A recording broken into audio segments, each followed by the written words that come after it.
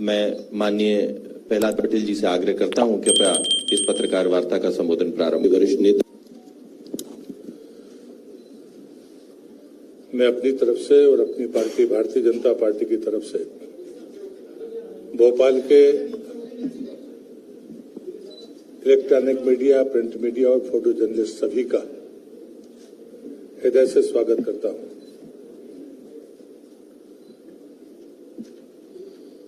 लगभग तीसरे चरण के मतदान के और दूसरे के बीच में आपसे चर्चा का सौभाग्य मिला है। कांग्रेस के नेता और कांग्रेस पार्टी लगातार आरक्षण के बारे में और विशेष करके पिछड़े वर्ग के आरक्षण के बारे में उनकी जो मंशा रही है, वो मंशा अब देश के लोगों के सामने आ गई। कांग्रेस ने दो रास्ते आजादी के बाद से ही तय किए थे, उसमें तुष्टीकरण और बहुसंख्यक समाज के प्रति उनका दुराव का जो दुर्लक्ष्य था। लेकिन तुष्टीकरण के बारे में तो देश समझ रहा था,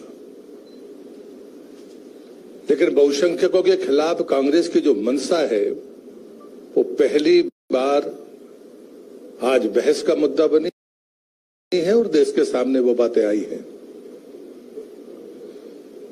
और इसलिए मैं सकारात्मक अपने पक्ष से बात शुरू करूंगा। 11/8/2018 हमारे लिए एक बहुत ही ऐतिहासिक तिथि है, जिस दिन मोदी सरकार ने पिछड़ा वर्ग आयोग को संवैधानिक दर्जा दिया था। ये बात मैं जानबूझ कर कह रहा हूं,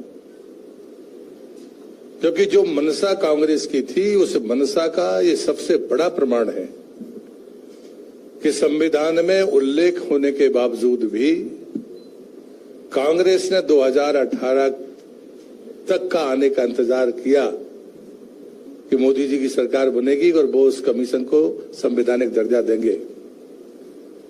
कमीशन बना 1993 में, लेकिन उसको संवैधानिक मान्यता नहीं मिली।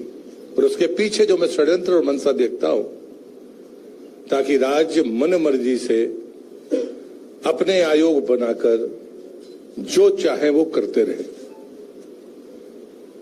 1993 में पिछड़ा वर्ग कमीशन बनने के बावजूद भी 2004 में कांग्रेस की आंध्र प्रदेश की सरकार ने, जहां मुस्लिम आबादी कुल 9.5% थी, वहां 7 से 10% आरक्षण देने की कोशिश की। वो अलग बात है कि आंध्र के हाईकोर्ट ने उसको इनकार कर दिया। फिर उन्होंने 2005 में अटेम्प्ट किया, 2006 में किया, 2006 में किया, और उसके बाद 2010, और अभी तक वो सुप्रीम कोर्ट में चल रहा है। और इस बीच में इन तारीखों को हमें देखना होगा। अभी कर्नाटक सरकार ने किया, भारतीय जनता पार्टी की सरकार आई थी तो उन्हें धर्म आधारित आरक्षण को समाप्त किया था।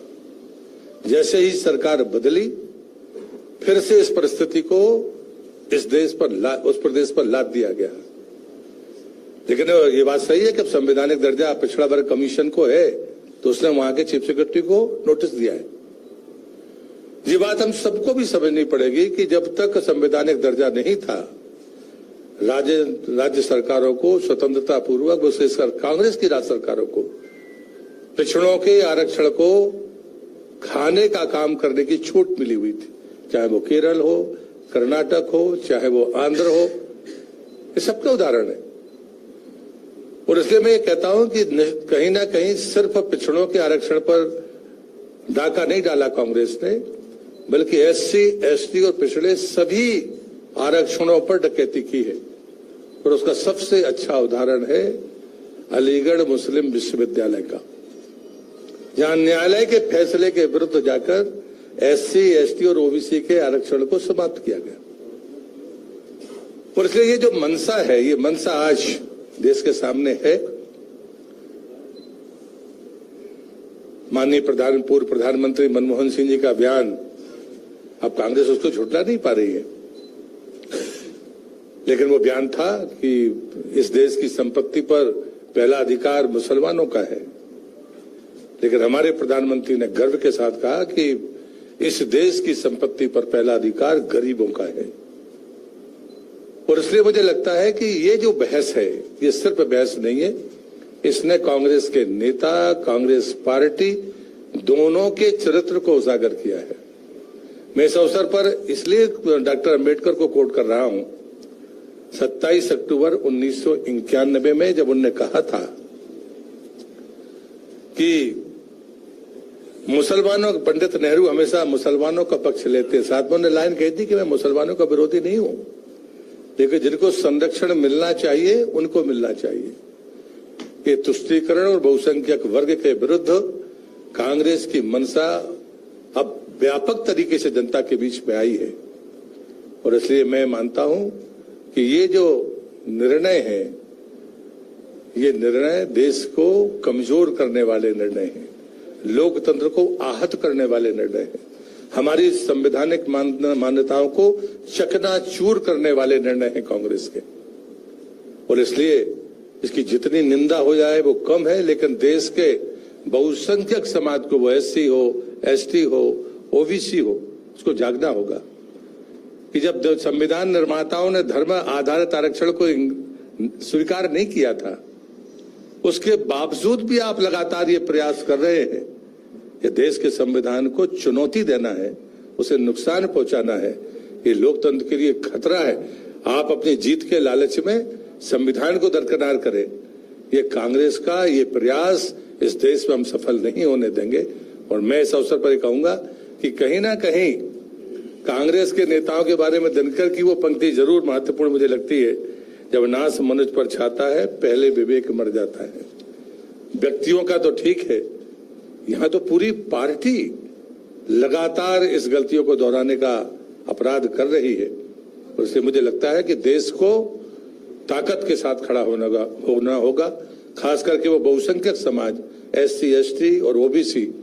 मैं आपके माध्यम से प्रार्थना करूंगा उसे इस कांग्रेस की मंशा को ध्वस्त करने के लिए ताकत के साथ इस यज्ञ में अपनी आहुति डालनी चाहिए, ताकि हम संवैधानिक मान्यताओं का, अपने लोकतंत्र का की रक्षा कर सके और इन षड्यंत्रों को विफल कर सके। मुझे कितना ही कहना है, कुछ आप पूछेंगे तो मैं जरूर जवाब दूंगा। विनोद जी, क्या आपको लगता है कि मध्य प्रदेश में 2 चरण का चुनाव हुआ है, वहाँ पर एससी, एसटी और ओबीसी का मतदान कम हुआ है? नहीं, ऐसा बिल्कुल नहीं है।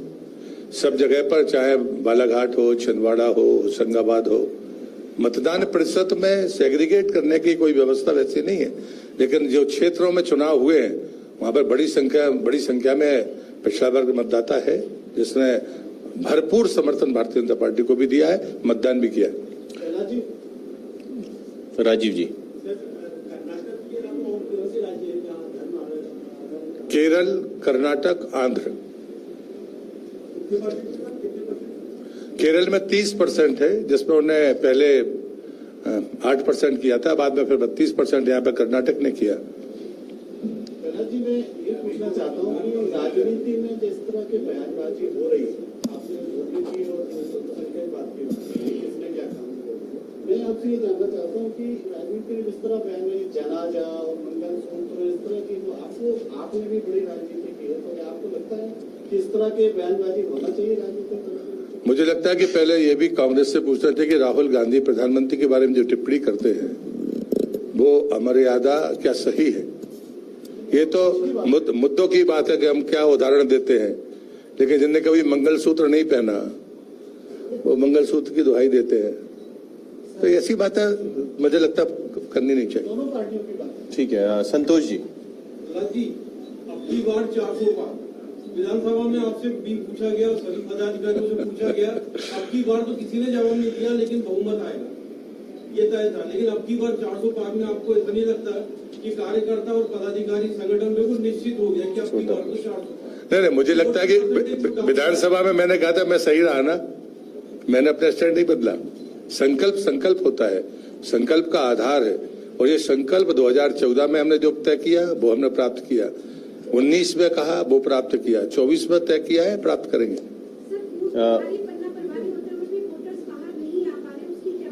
मैं इसके लिए कांग्रेस की निष्क्रियता और जो वॉकओवर ने दिया उसको मानता हूँ। राजन जी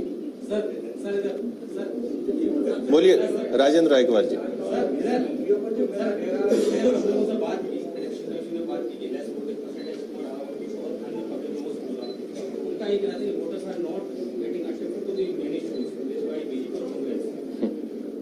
मुझे लगता है कि अपन ऐसी बातें कैसे कर सकते हैं।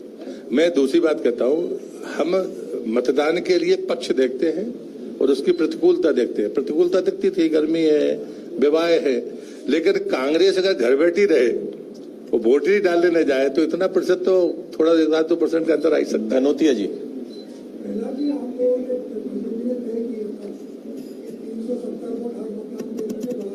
एक ही प्रश्न। ये तो मूल्यांकन करेंगे, आप भी करेंगे, हम भी करेंगे। कई जगह प्राप्त हुआ है, कई जगह पर शायद कुछ मुझे लगी होगी। अमृतांशी इससे थोड़ा सा हटके सवाल है, क्योंकि आपने जल शक्ति मंत्रालय देखा है, अभी गर्मी का वक्त है, काफी ज्यादा काम हुआ है जल जीवन को लेकर, लेकिन जो कॉन्ट्रैक्टर्स हैं उनको पेमेंट नहीं हुआ। गर्मी का वक्त है, काम रुका हुआ है, तो उसको लेकर कुछ आप देखेंगे? अब देखिए, अभी तो मैं कोई आश्वासन नहीं था, लेकिन ऐसे मामले अधिकारी स्तर पर बिल्कुल पहली प्राथमिकता में सुलझाए जा रहे हैं। ये काम कभी नहीं रुका। शायद निर्वाचन आयोग ने भी इसको रोका नहीं, पिछली बार भी हमने परमिशन ली थी। ये उनके पेमेंट में कोई ऐसा व्यवधान नहीं है। कोई होगा तो निश्चित रूप से उसमें प्राथमिकता के साथ होगा, क्योंकि पानी प्राथमिकता है सरकार की। सुचन्ना जी। प्रहलाद जी, दिग्विजय सिंह बोल रहे हैं कि भाजपा का उनका इन्फ्लुएंस भाजपा पे बहुत ज्यादा है। 15 मिनट का एड्रेस में अमित शाह जी 17 बार उनका नाम लिया। तो उन्हें तो खुश होना चाहिए। मैं भी उनका बहुत सम्मान करता हूँ, धन्यवाद देता रहता हूँ। राकेश जी। राकेश। इसके साथ ही एक सवाल ये है कि 12 सीट का समीकरण देख पा रहे हैं, और जो छिंदवाड़ा और राजगढ़ जो बर्ड सीट है, वहाँ के क्या समीकरण है? यदि आप जीत गए तो क्या लीड का कोई आकलन किया गया? छिंदवाड़ा तो हो गया, और मैं पहले दिन से कहता था कि कंट्रीब्यूट करने के लिए सब छिंदवाड़ा है। राजगढ़ में आज राघोगढ़ विधानसभा में ही मैं जाऊंगा आपसे बात करने के बाद। लीड का कोई आकलन नहीं, मुझे लगता है कि मैं ऐसी बातें मैं तो कभी करता नहीं हूँ, पर राजगढ़ हमारी परंपरागत सीट है, जहाँ संगठन का दबदबा आज से नहीं, जनसंघ के समय से। नितिन जी। पहला ऐसा चुनाव हो रहा है बड़े लंबे समय बाद, आप चुनाव मैदान में नहीं है, थोड़ा सा अधूरापन लगा किसको? आपको भी लोकसभा। अच्छा, आप हमें आराम से जीने देना नहीं चाहते कि?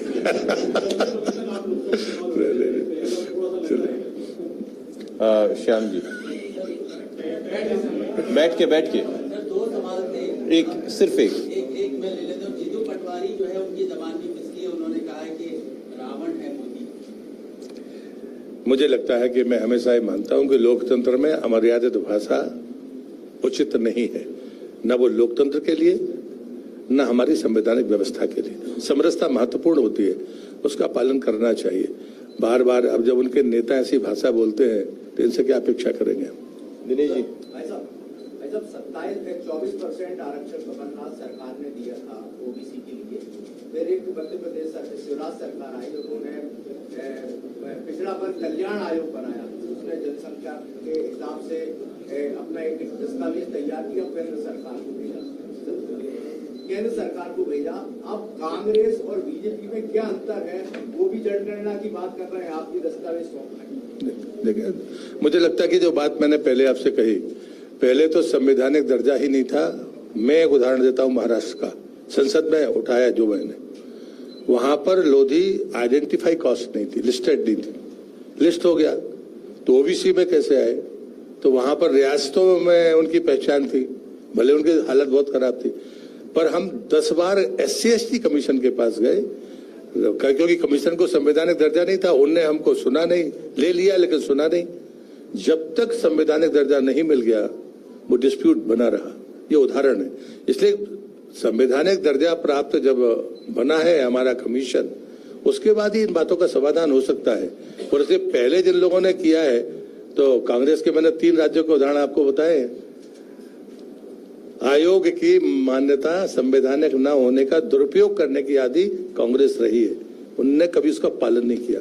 हमारी सरकार ने अगर भेजा तो ये नियम यही है जो भाजपा की सरकार ने किया। अनुराग जी, सर, ये प्रमोशन में आरक्षण का मामला अटका हुआ है। कई अधिकारी कर्मचारी बिना प्रमोशन के रिटायर हो गए हैं। सरकार ने कमेटी भी बनाई। देखो, आचार संहिता का पालन आप भी करो, हम भी करते हैं और राम राम करें अपन।